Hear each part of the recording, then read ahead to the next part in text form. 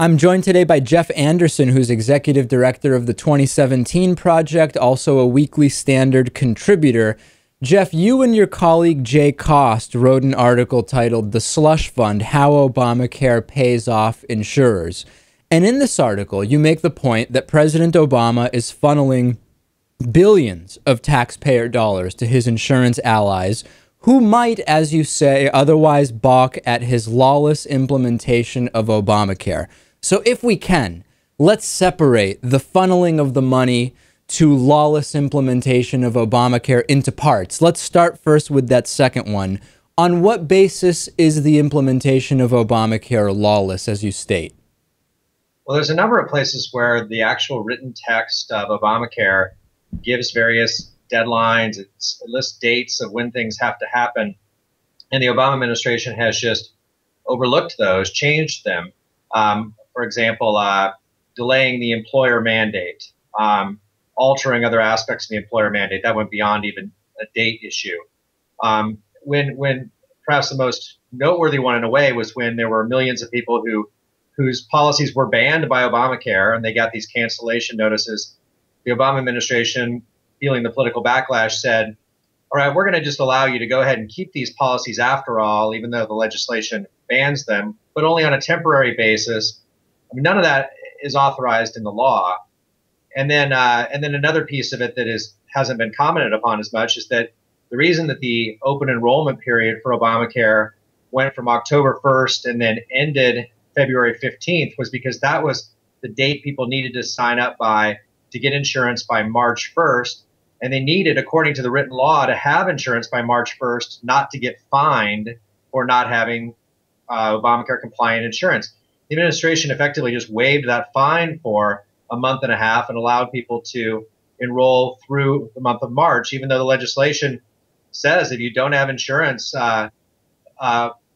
basically by March 1st, then you should be fined. So it's a lot of basically ad hoc revisions as if the president had legislative authority. So what would be, in your mind, the correct punishment that should be put in place as a result of that? I know that you've written an article and you're still writing articles about Obamacare can and should be repealed. So I don't know, what would you suggest as the solution to what you're calling this breaking of the law?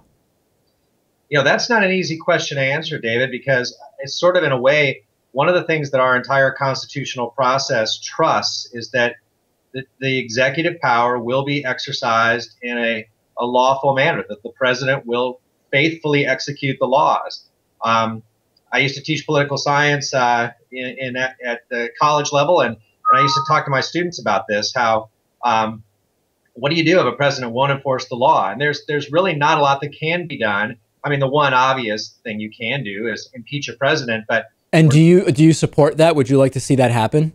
We're obviously, nobody's talking about impeaching President Obama, but I mean, I think that the failure to apply the law as written is a very, very serious matter, and I'm concerned about it not only with a Democrat in the White House now, but a Republican who comes in subsequently and just decides, oh, I don't like this or that part of Obamacare, so I'll just not enforce it. Well, that's not how our constitutional system is supposed to work. The internet, right-wing blogs, etc., are rife with calls to impeach President Obama. But you say no one is talking about it. Maybe you aren't, but many people are. Well, I mean, I think if you ask the average person on the street, there's not a simmering debate in this country about impeaching the president. I mean, that's fair. But I think that nevertheless, the sorts of things he's doing are very serious matters, and in certain ways, they do bear similarity to the sorts of things that did spawn impeachment talk under other administrations. And I think that, I mean, in all truthfulness, I mean, I think our constitutional forms are extremely important, and it's not at all acceptable for. I've been about as staunch of an opponent of Obamacare as you're going to find. But if a Republican took office in 2017 and decided to start just ignoring the law in various ways, I think that would be horrible for the country. I mean, well, listen, I don't know what's in your mind, right? I believe you that you say that would be horrible. However, there are many on your side that currently hold the same view on Obamacare with regard to the law today, who, if George W. Bush had proposed the law, or if after the Heritage Foundation had proposed many aspects that were similar to what eventually became the Affordable Care Act, and it had been passed then. I feel like there is a complete double standard. It would be seen, if Bush had passed it, for example, as a huge boon to businesses, and what a pro-business president, providing these for-profit insurers with millions of new customers. I think there's a huge double standard right now because it is President Obama, and it's about getting in the way of what he does. Well, I think it's a little far-fetched to imagine that any Republican president would have pushed for 2,700 pages worth of federal legislation to increase the role of the federal government in healthcare to such a degree. Well, but the number of pages is a complete red herring. Objectively speaking, it's bankrupt to say that legislation is good or bad based on the number of pages, isn't it?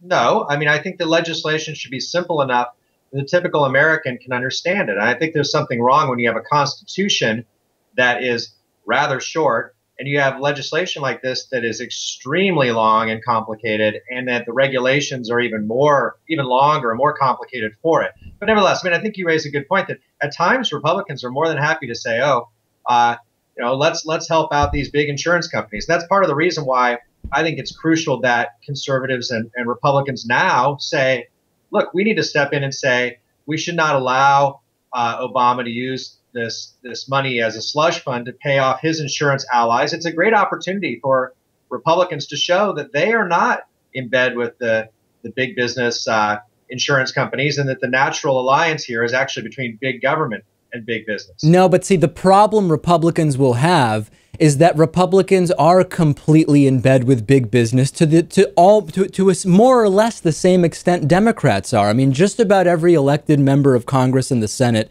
is in bed with big business. We have a completely plutocratic system, so I don't know that Republicans are the right people to distance themselves from those relationships.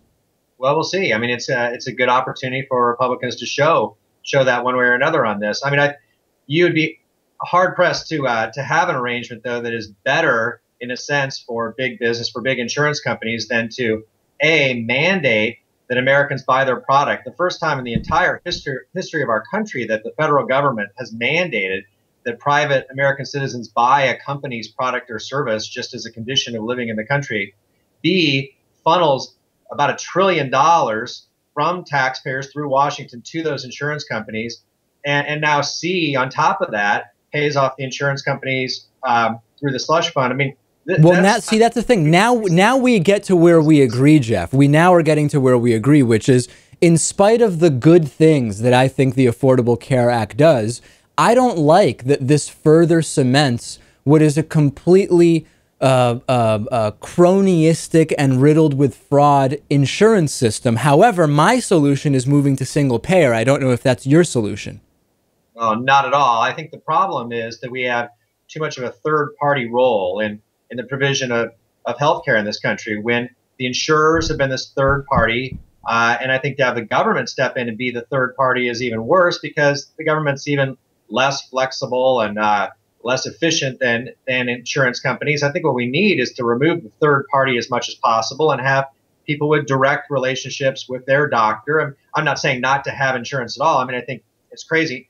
Anyone should have a catastrophic type insurance policy that's really insurance, that says, if I get a brain tumor and I've got, I'm not, obviously not budgeting for this, now I've got insurance to come in and help take care of that. But when you're talking about day-to-day kind of normal medical expenses, I think people ought to pay for those the same way they do anything else in their lives, which is with cash or check or credit card. Yeah, of course, I completely disagree with you on that, right? I mean, the concept of a medical cost-related bankruptcy is non-existent in countries at our level of development that have single-payer health care, and we're opening up a whole other can of worms on which I will completely disagree with you, and probably most of my audience as well. But at least, Jeff, we found a point of agreement, which is we don't like how the Affordable Care Act further funnels money to for-profit insurance companies, albeit for drastically different reasons, we can say.